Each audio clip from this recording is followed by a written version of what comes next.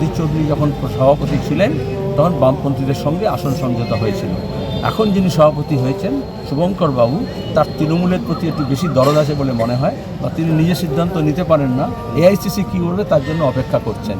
তো সিপিআইএম বা বামফ্রন্ট দীর্ঘদিন অপেক্ষা করে থাকতে পারে না। আমরা বলছি বামপন্থীদের মধ্যে আসন সমঝোতা হচ্ছে, তারপর আমরা এখন লড়াইয়ের ময়দানে নেমে গেছি। এই আজকে পান্ডুয়াতে কর্মী সভা করছি, বুথ কনভেনারদের মিটিং করছি। আমরা কারোর জন্য অপেক্ষা করে থাকবো না, বসে থাকবো? কংগ্রেসকে ঠিক করতে হবে সে বিজেপির সঙ্গে যাবে না তৃণমূলের সঙ্গে যাবে না বামেদের সঙ্গে যাবে। তো বাংলার মানুষ চাইছে বিজেপি তৃণমূলের বিরুদ্ধে সবাই একসঙ্গে হোক। সেটা শুভঙ্করবাবু যদি না চান আর অধীরবাবু যদি চান, সেটা তাদের দলের সমস্যা। সেটা কি কংগ্রেসকে ছাড়াই হবে?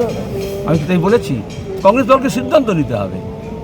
আমি তো কাউকে ছাড়ছি না, আমি তো কাউকে পায়া করতে পারবো না। আমরা পরিষ্কার বলেছি, আগে অবস্থান পরিষ্কার করতে হবে যে আমরা বিজেপি এবং তৃণমূলের বিরুদ্ধে।